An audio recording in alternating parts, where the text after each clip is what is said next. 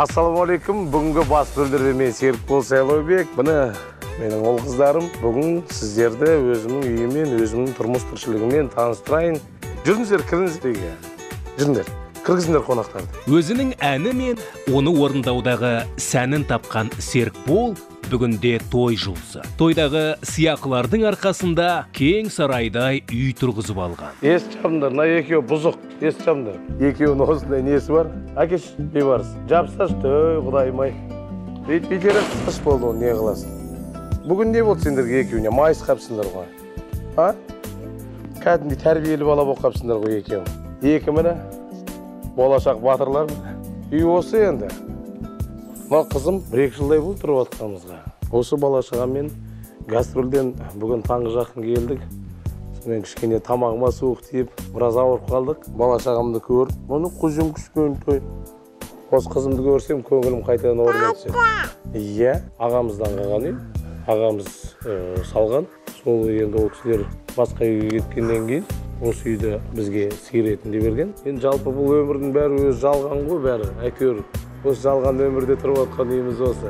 Серікболдың үйінде үлкенге де, кішіге де барлық жағдай жасалған. Керек жарақтың бәрі бар. Балаларынан да ештең аямайды әнші. Мына велосипедтер мына ұлдардікі. Анда-санда енді айдаймыз, уақыт бар кезде. Мына екеуі де осы ұлдардікі. Мына Шыңғыс деген інім, иә. Ер жігіт деген ініміз, иә. Осы өнердегі інілерім. Жалғыз жүргенді ұнатпаймын, сондықтан қасымда өйстіп інілерім жүреді. Осы інілердің арқасында өйстіп абыройлы болып жүрміз ғой. Достойный аға болғың келсе дейді. Ол үшін қасында мощный інілер керек дейді. Мощный інілер бар кезде сен достойный аға боласың дейді. Бірақ болашақта егерде достойный аға болғың келсе, сен бірінші мощный іні болып ал деп үйретем ғой балаларға. Тәрбие ғой, не істесің. Мынау енді менікі. Бұл енді біз енді фитнеске бармаймыз. Біз өзіміз табиғи ауылдағыдай дөңгелекті алып, дискларын алып, сваркілеп қоясың, осыны көтере бересің.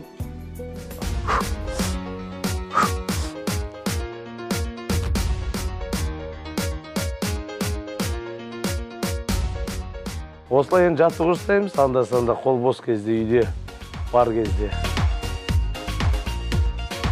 Мынандай киіп аламыз. Енді өзіміз спортшы болмасақ та, спортқа жанашырлардың біріміз. Біз енді боксер емеспіз, ақын. Осылай ғана міне. Басқа іштеке.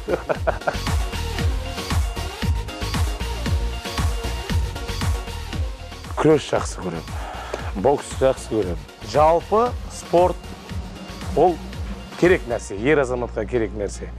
Егерде біз үйде спортпен шұғылдансақ, артымыздан келе жатқан мына ұлдар бізге қарап бой түзейді. Осыларға біз енді дұрыс жол көрсетуіміз керек. Әр қазақтың жігіттің міндеті ғой. Ұрпақты осылай ер азаматтарды еркекше тәрбиелегеніміз дұрыс. Ол үшін еркекше тәрбиелеу үшін бұларды осындай темір тесіктер керек те есік алдына. Сол кезде өйстіп жағалап жүріп үйренеді бұлар. Әсер жастарды білесіз ғой. Дайын нәрсе болмаса жасамайды. Спортқа бейімі бар Серікбол мырза жомарт адам болып шықты. Қарындасына періп қойған көлігін көрмейсіздер ме? Мына көлік қарындасымыздың көлігі, 4-5 көлігіміз бар, Аллаға шүкір. Кезектесіп мінеміз, қай жолға қалай барамыз, қандай көлік ыңғайлы, қандай жолмен жүреміз.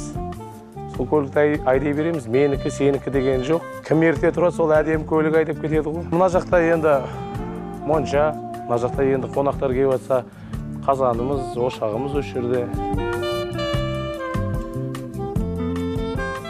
Енді әрине, осына жер үйде тұрып жатқаннан кейін ит керек. Құмы қандай? Кәндек па, овчарка ма не ол? Овчарка? Қаба ма? Ай, молодец. Осы біледі арнай. Күшігі арнайдың ит. Бар оны. Ананың аты? Хан ба? Осы жастар біледі. Үйде көп болмаймыз ғой біз.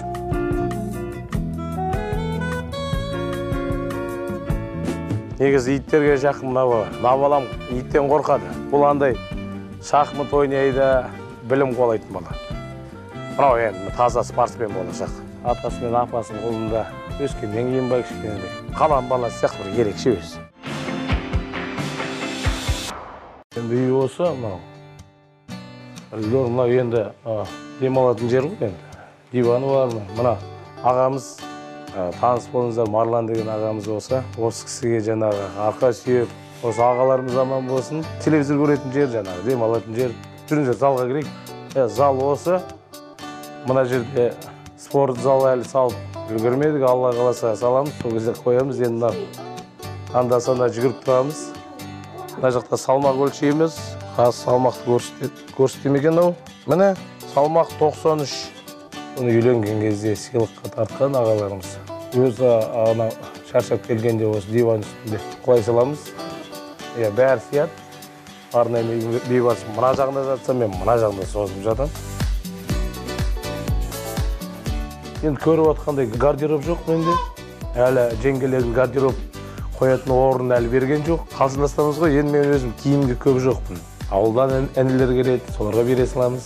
Мен енді киімді өзім базарға барып, мен өзім ондайға нервім шыдамайды. Бармаймын базарға, жаңағындай киім алуға бармайды. Жаңа жеңгелерін алып келеді, жаңа әнелерім бар, солар алып келеді, размерді біледі.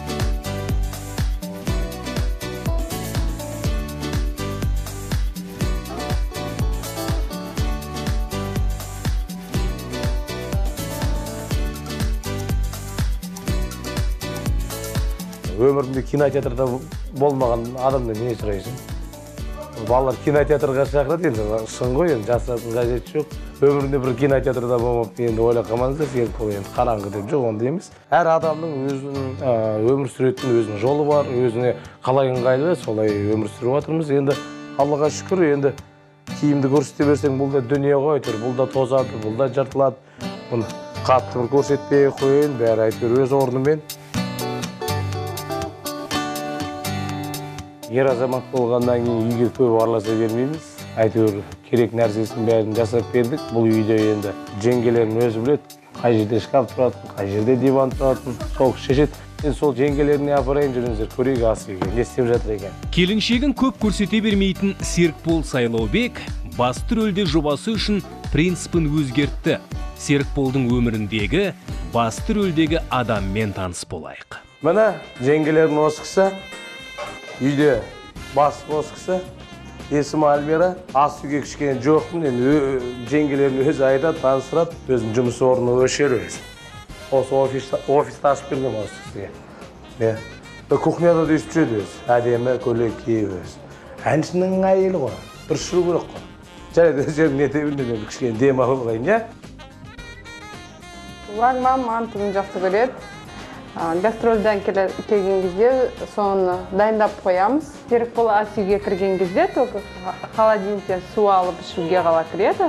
А былай кіріп, не қылмайды, араласпайды еш нәрсеге. Оны кіргізбеймін да. Бәрін өзім дайындаған жақсы көремін. Сүйдім, сүйдім, сүйдім, сүйгені. Түн жоқ соны саған айтуға. Ол гастрольге кеткенде мен қызғанбаймын. Халықтың адамы болған соң қызғаныш деген жоқ. Сенім, бір-бірімізге сенеміз, бағалаймыз. Ендеше тамақ дайын болды. Дастарханға жүріңіздер, тірлетіңіздер. Осындай жақсылықта, осындай аманшылықта кездесейік. Жаман пәледен, жаман көзден сақтасын. Ал енді Қайрат ағамыздың досы, өзіміздің ағамыздай болып кеткен азамат. Енді Марлан ағамыз жеке кәсіпкер, ер жігітпен Шыңғыс екеуі де інім өнердегі. Екі қарындасым, жеңгеміз, ағамыздың жолдасы, біздің алтын жеңгеміз. Мына кісі енді менің жолдасым. Деп сол күнде, қайдасың бұл күнде. Серікболымыз бұзық болды кішкентай кезінде. Емін еркін өсті, ешкім қой демейтін бұл Серікболымызге. Нешінші атаман болған кезде біз енді андай емін еркін өскеннен кейін бізде ондай атаман деген жоқ болды. Білмеймін, ешкімнен қорқпайтын өзім.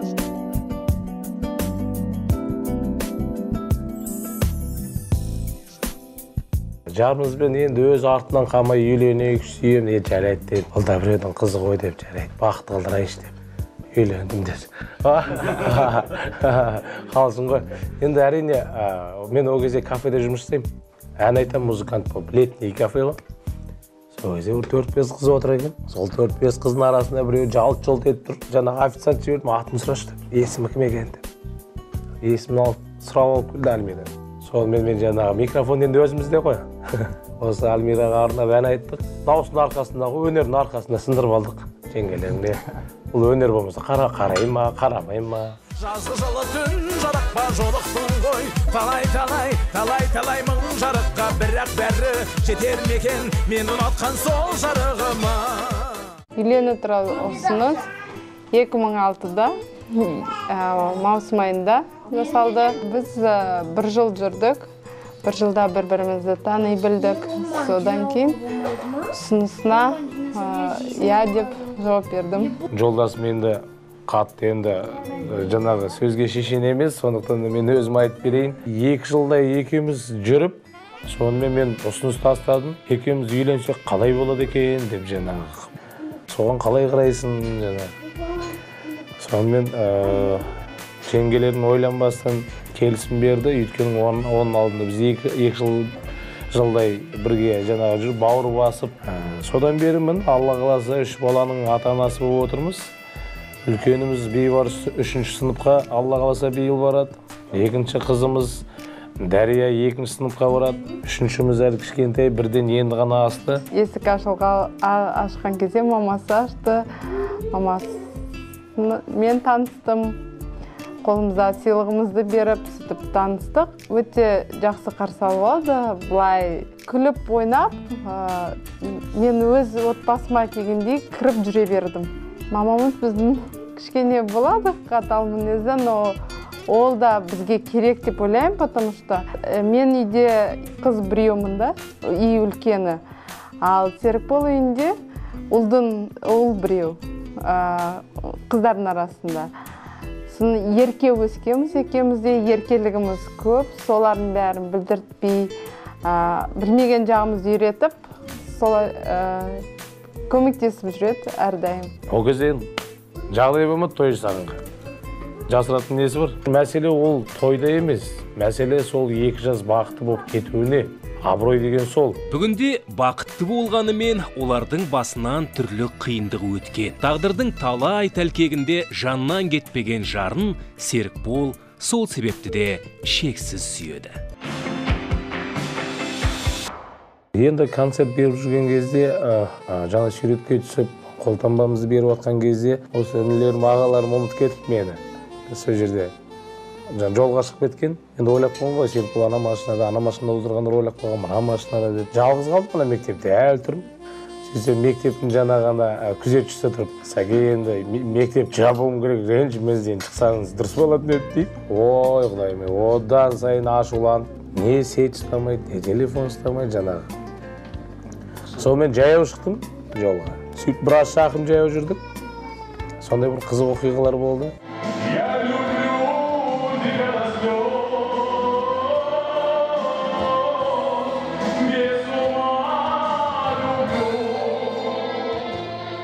Әуелі Алла тағаланың разылығы үшін, екінші осы ауыл аймақтағы жас өспірімдер мәдениетті болсын, мәдениетке шақырайық, жақсы әндермен барып, жақсы ұлағатты бір жаңағы сөздермен барамыз, әнімізбен барамыз. Енді көбісінің жаңағы жағдайы келе бермейді қалаға келіп концерт көруге, көбісінің жаңағы қаражатты жоқ ол концертке келіп көретіндей. Сондықтан да біз енді бөлінгенді бөрі жейді дейді, бөлінбей бүкіл бауырларымызға, қазақ бауырларымызға өйстіп тегін концерт беріп, бауырмашылыққа шақырып, егемендікке шақырып, кішкене жастарға үлгі болайық. Жерге ес болады, нар болайық бауырлар, бар болайық бауырлар. Өнерде жүргеннің бәрі өзіміздің аға, іні, қарындас, әпкелеріміз. Әдетке айналып кетті ғой, қай елсің, мысалы, Найман, сен қай елсің, Албан, сен қай Шапыраш, Суан деп. Менен сұрайды, қай елсің деп. Мен айтамын ғой, менің елім, менің руым өнер. Біз өнерде бөлінбейміз, бәріміз бауыр болып келеміз деп. Сол бәрімен жақсымыз, Аллаға шүкір. Азаматқа ғұмыр берсін, жүректе от жалын бар болайық бауырлар. Қалай мен Григорий Лепсин. наоборот Григорий Лепс наоборот Серікбол демей ма, Серікбол керек дейді. Көрдіңіз ба? Қазақ өнері не үшін өйстіп, қазақ өнерін көтеру үшін біз біреумен бір-бірімізді салыстырмауымыз керек. Григорий Лепс келесе, неге сіздер былай айтпайсыздар? Григорий Лепс сізге еліктейді деп, сол кезде адамның жаңағы талпынысы болады. Көрдіңіз ба? А сіздер ана Григорий Лепстің астында тығып жатсыздар да, Григорий Лепске еліктейді деп. Көрдіңіз ба? Сол астында қалып қаласың да. Қазақты көтермесе, ешкім көтермейді ол.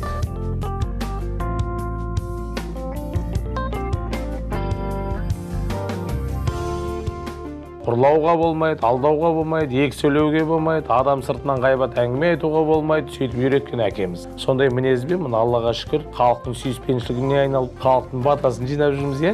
Біреулер байымыз дейді. Миллион туда, миллион суда дейді. Бірақ үйінде бір шәугім шай бере алмайтын азаматтар бар. Оған қарағанда біз бақыттымыз ғой. Біреудің миллионы ол біздің шайлығымыз, осы дастарханымызбен мақтанамыз. Біз міне қазақтар осы дастарханмен мақтанады. Осындай кен пейілді, жүрегіміз кен, ниетіміз түзу болғаннан кейін осылай мақтанамыз. Менің бар байлығым осы бала шағам, айналамдағы туған туыс бауыр ағайындарым. Енді жүріңіздер, енді дастарханды көрдіңіздер, дәм ауыз тидіңіздер, енді барып саябақ жаққа барып кішкене серуендеп қайтайық. Мына ішкен асты, ішкен қортайық. Ол үйде жата бергенде ол қортпайды. Сондықтан да барып жаңағы таза ауаға барып серуендеп шығайық. Рұқсат болса жүріңіздер.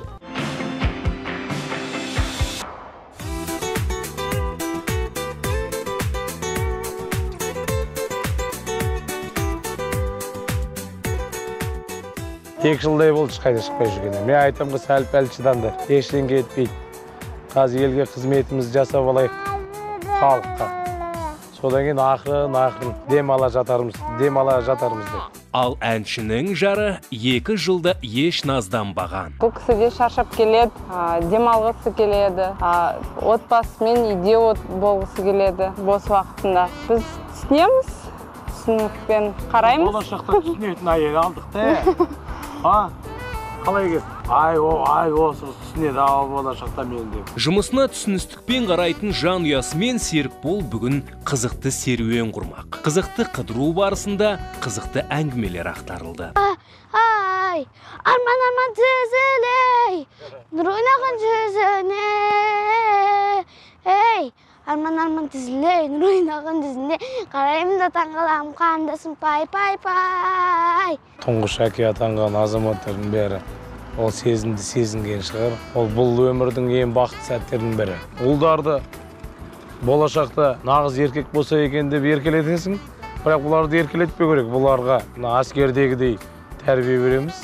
Ол деген жаңа қыздарды еркелетемен. Қыз деген ол үйде қонақ қыз бала. Сондықтан да қыз баланы еркелеткен абзал. Таңғаламды, амсамданы жетеді ауылға, шашығамды қозымын қыламды, кел ауылға. Менде ұлыма деген көңілім ерекше. Қыздарды әкесі еркелетеді, көп уақыт қыздарына бөледі, мен ұлыма.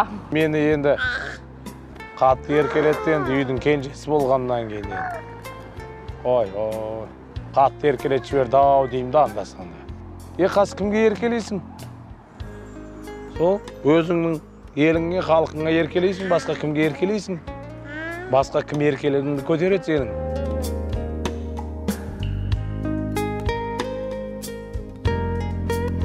Баланы жастан дейді, әйелді бастан дейді.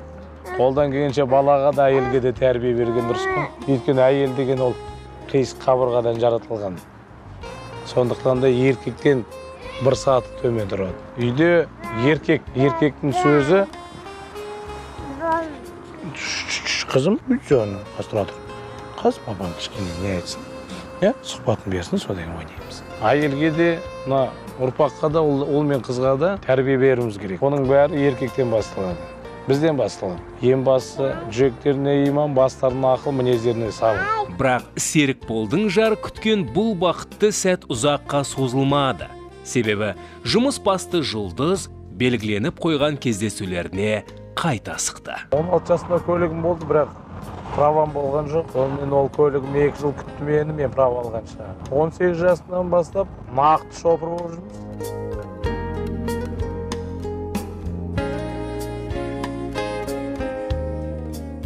Екі жылдай болып қалды бұл көлік. Мына көлігім бір, енді есептесең 20-дан астам көлік айдаған шығармын. Көлік көп айдамаймын. Айдаймын, соң бір сәл уақыт өткеннен кейін басқасын айдағым келеді жаңағы. Енді пендеміз ғой. Бізге ештеңке жақпайды. Мен тақсам белім ауырады. Қысқысай ма, өзім андай жайсыз сезінемін. Бірақ ремен тағу керек қой. Ойна тақпаппын ғой, құдайым. Таға салайын. Ертең сіздер мына бағдарламаңызды көріп отып, маған ренжіп қалып жүрсіз. Тақтым көрдіңіздер ғой. Кеш болса да бірақ тақтым. Жақында туған күніме достарым Хаммер H2 деген джип көлік сыйлады. Бір айдай қалада айдап, кішкене не екен андай. КамАЗ сияқты екен өзі. Қаланы бір айналып берсең бір КамАЗ айдап шаршағандай боласың. Жасыратын ештеңкесі жоқ. Ол Хаммерді осы жақын арада соғып алғанда не соққан жоқпын, маған кіріп кетті. Енді ол да сынақ шығар.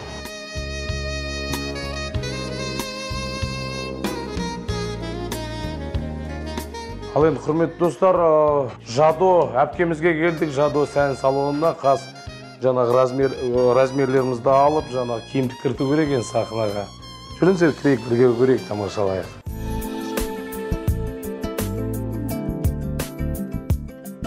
Жүріңіздер, өздеріңіз көріп отқандай, мына жақта керемет дизайн.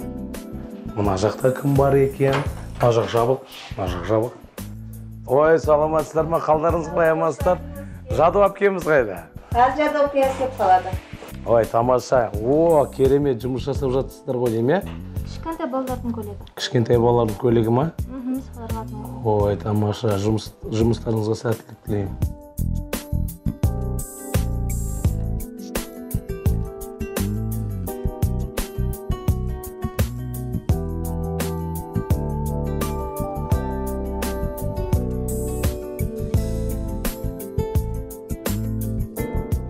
Универсальный киімді бұл. Шапан болады. Бірінші әнге шыққан кезде қасыңызда бишілер болу керек. Сосын бишілер қайырмасына, бірінші қайырмаға келген кезде, мынаны бишілер сізді айналып тұрған кезде шешіп үлгересіз замоктан. Бұл. Сосын екінші қайырма басталады ғой. Сол кезде тағы бишілер сізді айналып тұрған кезде, мына жақтан енді көмектеседі. Дым бар ғой. Соны жіберіп тұру керек себебі. Қол кішкене қиындау болуы мүмкін. Сол шешіледі, сол кезде мынау жилетка болады. Шапан, костюм, сосын жилетка.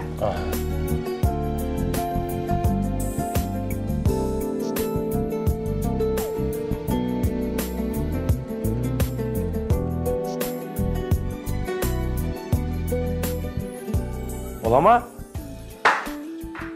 Мына ғой. Жігітше ғой міне. Ей, жаным, ей! Ей, жаным деген ғой. Біз деген қазақи ғой, не ол? Бұл ұсынған универсальный киіміміз сізге ұнайды ма? Әрине, сіздің талғамыңыз биік болғаннан кейін сіздің әр айтып отқан сөзіңіздің жаны бар деген ойдамын. Сондықтан да маған деген ниетіңіз, маған деген осындай көзқарасыңыз болса, онда іске сәт, мен ештеңкеге жаңағы қапа болмаймын. Тек қана сіздер енді бұл өмірде әр адамның өзінің саласы болады. Әнші ән айту керек, дизайнер өзінің тірлігін жасау керек. Сондықтан да бұл кісілер біздің тірлігімізге араласпайды, біз бұл кісілердің тірлігіне араласпағанымыз абзал. Сондықтан да керемет, маған ұнады. Қай киімнің болса да өзінің иесі болған жақсы, өзінің жаңағы мінез құлқына болған жақсы. Мысалыға жаңа біздің ұсынып отқан киіміміз бұл кісі жылдан болғаннан кейін бұл кісіге жарасады деп мен өзім дизайнер ретінде айта аламын. Рахмет сізге үлкен, жақсы жаңалықтар бүгінгі күнге көп болды. Тағы қуанышқа толы жаңалықтар келіп жатыр. Сізге үлкен рахмет. Бір көңілім көтеріліп қалды, осындай керемет жаңалық естіп. Сізге тек қана сәттілік тілеймін. Жасап жатқан тірліктеріңіздің берекетін берсін. Рахмет. Енді өздеріңіз көрдіңіздер, бар байлығым, бала шағамды көрсеттім. Бар өмірімді, қызыққа толы өмірімді көрсеттім. Бірақ сіздермен қоштасуға кез келді. Бүгінгі басты рөлде болған мен Серікбол Сайлаубек. Біз сіздермен қоштаспаймыз. Баршаларыңызға ассалаумағалейкум, еліміз аман, жұртымыз тыныш болсын. Рахмет.